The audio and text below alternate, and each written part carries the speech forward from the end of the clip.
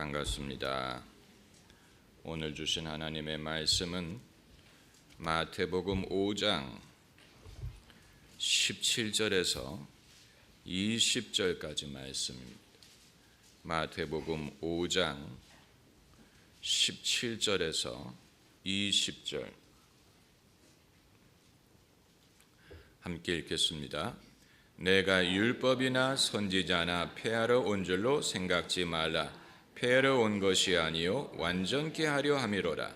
진실로 너희에게 이르노니 천지가 없어지기 전에는 율법의 1.1획이라도 반드시 없어지지 아니하고 다 이루리라.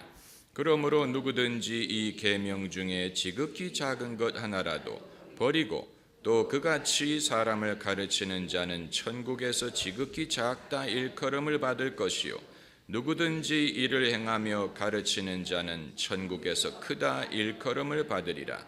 내가 너희에게 이르노니 너희가 서기관과 바리새인보다 더 낫지 못하면 결단코 천국에 들어가지 못하리라. 아멘. 마태가 이 복음서를 쓰게 된 주된 이유 중에 하나는 기독교가 유대교로부터 독립한 새로운 종교가 됐느냐, 아니면 유대교의 전통을 계승한 유대교의 연장선이냐 하는 문제에 해답을 제공하기 위해서였습니다. 마태복음이 유대인들을 위해서 쓴 복음서라고 말하는 이유가 거기에 있습니다. 유대인들에게 예수님이 메시아라는 사실을 증명하기 위하여 쓴 책입니다. 그 당시 유대인들의 최대 관심사는 기독교가 독자적인 종교냐 아니면 유대교의 연장이냐 하는 것이었습니다.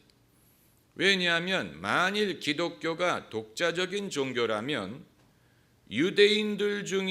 유대인들이 예수를 믿기 위해서는 유대교를 떠나야 된다는 말이 되기 때문입니다. 반대로 기독교가 유대교의 연장이라면 그들에게 부담이 되지 않고 오히려 예수를 믿는 것은 더 훌륭한 유대인이 된다는 말이 되기 때문입니다. 기독교가 독자적인 종교냐 아니면 유대교의 연장이냐 하는 것은 바로 오늘 본문 예수님의 말씀에 기준을 두고 있습니다. 예수님이 율법과 선지자를 폐하러 오셨느냐 아니면 완전케 하러 오셨느냐. 만일 예수님이 폐하러 오셨다면 그것은 유대교를 폐하는 것과 같은 것이 되기 때문에 유대인들이 예수님을 믿는 것은 커다란 부담이 되었을 것입니다. 마태가 말하고자 한 것은 예수님이 율법과 선지자를 폐하러 오신 게 아니고 어떻게 하러 오셨다고 했습니까? 완전하게 하기 위하여 오셨다. 그 말이 중요하기 때문에 마태복음 초반부에 그것을 집어넣은 것입니다. 그러면 우리가 이런 질문을 할 수 있습니다. 이 말씀은 예수님의 입에서 직접 나온 말이냐 아니면 마태가 예수님의 입을 빌려서 한 말이냐. 당연히 예수님의 입에서 나온 말씀이지. 다만 공생의 초기에 말씀하셨을 것 같지는 않고 장차 벌어질 일을 예측하고 말씀하셨을 것이라고 추측이 됩니다. 왜냐하면 예수님이 이 땅에 계실 때에는 아직 이 문제가 대두가 되지 않았어요.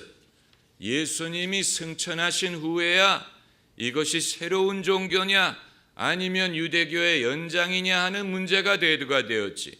예수님이 이 땅에 계실 때는 아직 사람들이 그런 질문을 하지 않았을 것이라고 생각이 되는 것입니다. 우리 같은 이방인들에게 우리는 유대인이 아니기 때문에 유대교의 배경이 없고 오직 예수님의 복음을 듣고 예수님을 믿게 된 사람들인데 오늘 본문의 이 말씀이 우리에게 중요하냐? 예수님이 율법과 선지자를 폐하셨느냐, 완전케 하셨느냐 하는 것이 우리에게 왜 중요하냐? 중요한 이유는 율법과 선지자가 유대인들뿐만이 아니고 우리에게도 하나님의 말씀이 되기 때문입니다. 그게 바로 구약 성경이 아닙니까? 구약 성경이 성경에 포함되어 있지 않습니까? 만일 예수님이 율법과 선지자를 폐하셨다면 우리는 구약 성경을 읽을 필요도 없고 지킬 필요도 없을 것입니다. 그럼 구약 성경은 우리에게 어떤 의미가 있느냐? 이것은 쉽지 않은 질문입니다. 안식교 같은 교단은 구약의 율법을 우리가 최대한 지켜야 된다고 믿는 교파입니다. 그래서 지금도 안식교는 어느 날 모여서 예배를 드립니까? 토요일. 그들은 토요일을 여전히 안식일로 지킵니다. 그것뿐만이 아니고 율법의 음식 규례를 최대한 지키려고 합니다. 그래서 제가 알기는 안식교는 돼지고기를 먹지 않는 것으로 알고 있습니다. 기독교 역사 초기 기독교 시대에는 지금과는 달리 율법을 철저하게 지켜야 된다고 가르치는 그런 이 종파가 많이 있었습니다. 세월이 지나면서 사라져 버렸지만, 그래서 어떤 신학자들은 그 종파가 이후에 이슬람의 탄생에 영향을 주었을 것이다 라고 생각하는 사람들마저 있습니다. 우리는 안식교의 교리에 동의하지 않습니다. 그리스도인들은 더 이상 모세 율례의 구속을 받지 않습니다. 모세의 율법, 모세의 율례를 이해하기 위해서 모세의 율법을 세 가지 부류로 나눠서 생각할 수가 있습니다. 첫 번째 부류는 도덕적인 규례입니다. 십계명을 포함한 우리의 도덕, 윤리, 이웃에게 어떻게 행해야 할까를 말하는 규례, 그것이 도덕적인 규례고, 두 번째 모세 율법은 위생에 대한 규례를 담고 있습니다. 그릇, 의복, 음식, 건강에 대한 많은 규례가 있죠. 어떤 음식은 먹지 말고, 또 어떻게 먹지 말고, 그릇을 어떻게 깨끗하게 하고, 의복을 어떻게 다루고, 이 위생에 대한 규례에 자주 등장하는 단어는 정결함, 부정함, 이런 말씀입니다. 문둥병에 대한 규례, 또 유출병에 대한 규례가 바로 위생에 대한 규례에 포함이 됩니다. 그리고 모세율법의 세 번째 부류는 제사에 대한 규례입니다.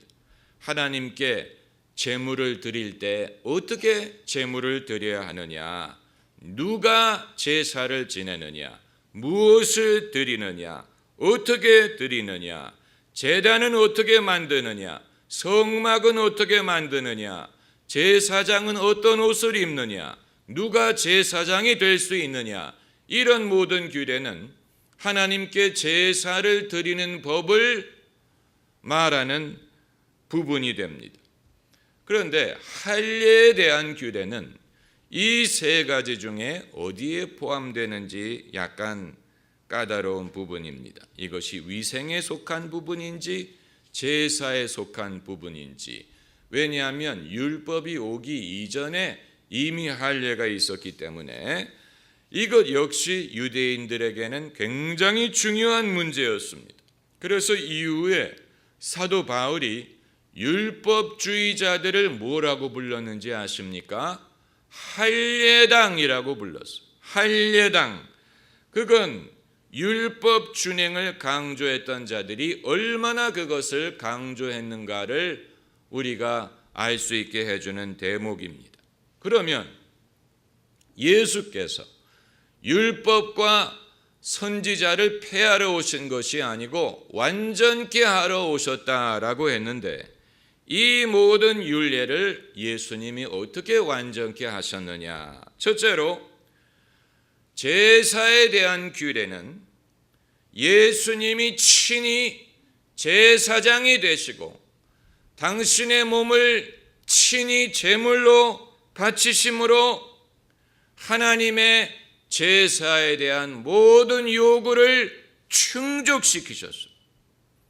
그 방법으로 이 규례를 완전케 하셨어요. 그 원리가 히브리서에 가장 잘 나타나 있습니다. 구약 성경의 모든 제사의 규례는 그 자체가 사람의 죄를 사할 수 있는 권한이 있었던 것은 아니에요. 양을 죽임으로 왜 사람이 죄사함을 얻을 수 있겠습니까? 염소를 죽인다고 어떻게 사람이 죄사함을 얻을 수 있겠습니까? 이 모든 것은 장차 오실 하나님의 어린 양 예수 그리스도의 모형이요 예표였을 뿐이지, 그 자체가 사람의 죄를 사할 권한이 있었던 것은 아니에요. 예수님이 오셨을 때 당신의 몸을 친히 대속물로 하나님께 바친 이후에 더 이상의 제사는 필요가 없게 되었습니다. 왜냐하면 예수님이 그 모든 요구를 충족시키셨기 때문에 단번에 once and for all, 단번에 당신의 몸을 들이심으로 대속의 죽음을 완성하셨죠. 그리고 두 번째로, 위생에 대한 규례를 예수님이 어떻게 완전케 하셨느냐? 위생에 대한 규례에서 부정함, unclean, 더럽다라는 말은 인간의 죄를 가시적인 차원에서 묘사한 것이라고 보면 됩니다. 하나님이 더럽다라고 하실 때 그 더러움은 병균이 많다라든가 지저분하다라든가 그것을 말하고자 하는 게 아니고, 사람의 죄를 눈으로 볼 수 있다면 더러운 것이다 라는 뜻을 갖고 있습니다. 그렇기 때문에 유대인들은 이방인들을 더럽게 여겼어요. 이방인들이 더럽다는 말은 그들이 씻지 않는다는 뜻이 아니고 머리를 감지 않는다는 뜻이 아니고 그들이 영적으로 더럽다, 부정하다라는 뜻입니다. 인간의 죄를 눈으로 볼 수 있다면 부정한 것이 될 것이다. 문둥병자가 자기를 더럽다, 부정하다라고 말한 것은 인간의 죄를 눈으로 볼 수 있다면 문둥병처럼 부정할 것이다 라는 뜻입니다. 그런데 예수께서 승천하신 다음에 베드로에게 뭐라고 말씀하셨냐면, 이방인도 유대인과 똑같이 예수 그리스도를 믿음으로 깨끗하게 된다는 것이었어요. 깨끗함이 예수 그리스도로 말미암는다. 그래서 사도행전 10장 15절에 하나님께서 깨끗게 하신 것을 내가 속되다 하지 말라. 이것은 이방인에 대해서 말씀하신 것입니다. 하나님이 이방인도 유대인과 마찬가지로 예수 그리스도를 믿음으로 깨끗하게 하셨기 때문에 이제는 인간이 이 임의로 누구를 보고 저 사람은 부정하다, 저 사람은 더럽다, 죄인이다 라고 정죄할 권한이 없다는 얘기입니다. 하나님이 깨끗게 하신 것을 내가 속되다 하지 말지니라. 하나님은 예수님을 통하여 죄인을 깨끗하게 하셨고 그것을 통하여 율법의 깨끗함의 율례를 완전케 하신 것입니다. 그럼 세 번째로, 도덕에 대한 율례를 예수님이 어떻게 완전케 하셨느냐? 이 부분에 대해서는 사도 바울이 가장 잘 설명을 하고 있습니다. 계명이 사람에게 옳고 그른 것을 가르쳐 주기는 하지만 그것을 행할 수 있는 능력까지 부여하지는 못합니다. 그것이 계명의 한계, 율법의 한계는 모세가 이스라엘 백성을 가나안 땅으로 데리고 들어가지 못한 것과 같습니다. 모세는 이스라엘 백성을 이 강 이름이 요르단강까지는 데리고 올 수 있었지만 요르단강을 건너 가나안 땅으로 들어가게 하는 것은 여호수아의 몫이었던 것처럼 율법은 사람들을 옳고 그른 것을 깨달을 수 있는 부분까지는 인도하는데 그것을 행할 수 있는 능력을 부여하지 못합니다.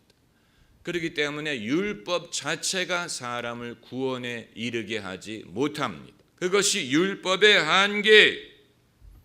율법은 예컨대 도적질하지 말라는 율법을 사람이 접하면 못된 인간은 어떤 생각을 하는지 아십니까? 도적질하지 말라라는 말을 들으면 도적질을 하고 싶은 마음이 생겨요. 하나님이 저 선악과는 먹지 말아라. 그러니까 하와가 먹고 싶은 마음이 생긴 것과 마찬가지. 엄마가 자식에게 얘야 저 선반에 올려놓은 것은 귀한 것이니 만지지 말아라. 그러면 엄마가 나가자마자 애는 선반 위에 뭐가 있는지부터 만지려고 하는 것과 마찬가지. 율법이 그와 같다. 율법이 하나님의 법을 알려주기는 하는데 그것이 사람에게 오히려 그 법을 어기려는 그런 마음을 갖다 줘요. 우리 로마서 7장 7절 말씀을 찾아봅시다. 로마서 7장 7절.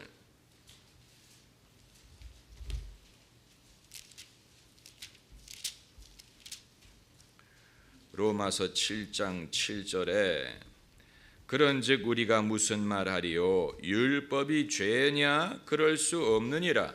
율법으로 말미암지 않고는 내가 죄를 알지 못하였으니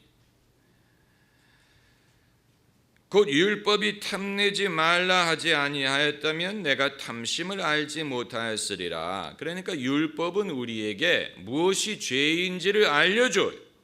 그러나 8절에 그러나 죄가 기회를 타서 계명으로 말미암아 내 속에 탐심을 이루었나니 이는 법이었으면 죄가 죽은 것이니라. 그 말은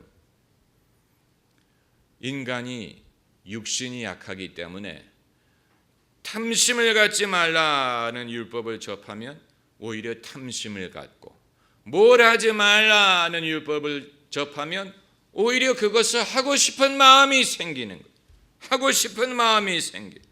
그래서 11절에 죄가 기회를 타서 계명으로 말미암아 나를 속이고 그것으로 나를 죽였는지라. 계명이 나를 속인 게 아니에요. 죄가 나를 속인 것입니다. 그런데 무엇을 통하여 나를 속였느냐? 계명을 통하여. 계명 자체가 나쁜 게 아닌데 사람의 육신이 연약하다 보니까 계명을 이용해서 이런 죄가 있었구나. 이런 죄를 지을 수가 있는구나. 오히려 탐심이 생기더라는 것입니다. 그러니까 계명은 죄가 무엇인가를 알려줄 수는 있지만 그것을 피할 수 있는 능력을 주지는 못합니다. 8장 3절을 보시면 8장 3절에 율법이 육신으로 말미암아 연약하여 할 수 없는 그것을, 이건 번역자가 최대한 원문을 우리가 알아들을 수 있도록 번역을 한 것입니다마는 언어의 한계에 도달한 부분입니다.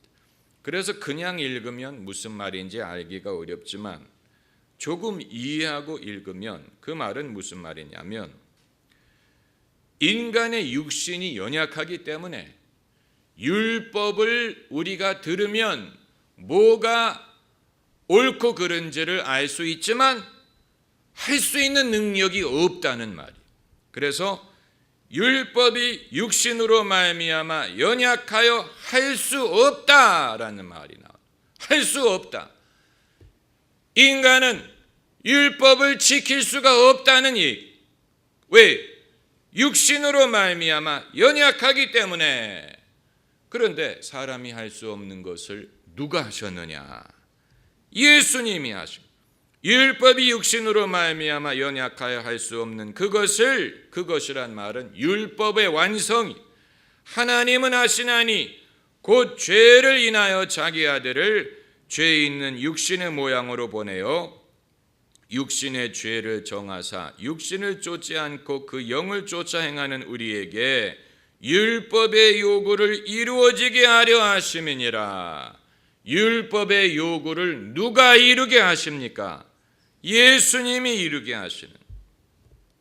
그래서 우리가 충족시킬 수 없었던 모세 계명을 예수님이 충족시킴으로 우리에 대한 요구마저도 충족을 시키셨어요. 그래서 우리가 예수 그리스도를 믿음으로 의롭다함을 얻는데, 이 의롭다함은 모세 율법으로 얻을 수 없던 것입니다. 예수님이 모세의 도덕적인 요구마저도 충족을 시킨 것입니다. 그렇기 때문에 이제 우리의 입장에서 보면 율법과 선지자가 더 이상 우리에게 구속력을 행사하지 못합니다. 우리가 거기에 더 이상 매여 있지 않습니다. 그렇다면 오늘 본문에 예수님의 말씀에 대하여 우리가 질문을 갖는 것은 당연한 것입니다. 왜냐하면 18절에 누구든지 이 계명 중에 지극히 작은 것 하나라도 버리고 또 그같이 사람을 가르치는 자는 천국에서 지극히 작다 일컬음을 받을 것이요 누구든지 이를 행하며 가르치는 자는 천국에서 크다 일컬음을 받으리라. 왜 예수님이 이 말씀을 하셨을까? 왜 마태는 이 말을 여기에 썼을까? 예수님이 그렇게 말씀하셨기 때문에 썼어요.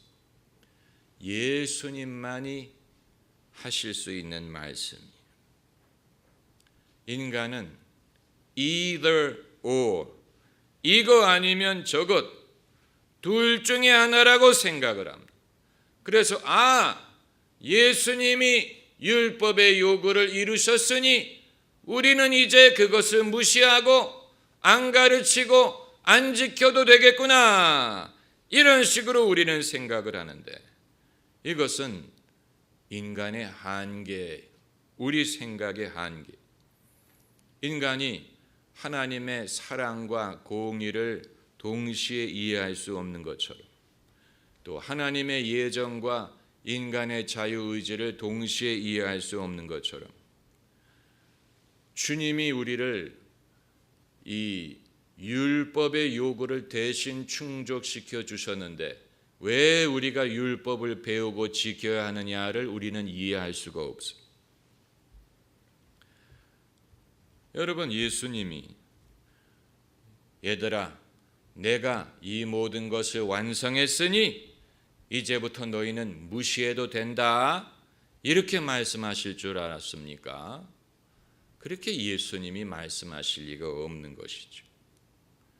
만일 집에 새어머니가 들어오셨을 때 돌아가신 어머니의 물건을 다 갖다 버리는 엄마는 나쁜 엄마예요. 그렇지 않습니까?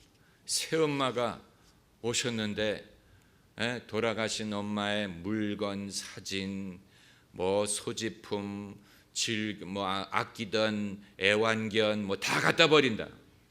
그건 나쁜 엄마지요. 스텝맘이라는 영화가 있었습니다. 이 줄리아 로버츠와 수잔 세란돈이 나오는 영화가 있었어요. 이 엄마가 말기암으로 죽음을 앞두고 있는데 줄리아 로버츠가 새 엄마로 온다는 얘기. 그런데 이 두 여성 간에 어떤 갈등이나 경쟁이 없고 둘 다 자녀를 사랑하고 서로를 이해한다는 얘기입니다. 남편이 복도 많지요. 예. 그러니까 옛 엄마의 추억을 보존하고 옛 엄마의 그 삶을 존중하고 가족들 마음속에 옛 엄마가 갖고 있던 위치를 존중하고 그러면서 이제 들어와서 이 자녀들을 키우고 사랑한다는 얘기. 예, 그게 훌륭한 어머니가 아닙니까? 마찬가지로 율법과 선지자가 인간을 구원할 수 없기 때문에 예수님이 오셔서 율법과 선지자를 대신 완성하셨어요. 그렇다고 예수님이 율법과 선지자를 치우시는 게 아니, 그 바탕 위에 예수님이 서 계시는 것이기 때문에 존중하시고, 그렇기 때문에 율법과 선지자를 가르치고 지키는 자가 천국에서 크다라고 말씀을 하시는 것입니다. 할렐루야. 기도하십시다.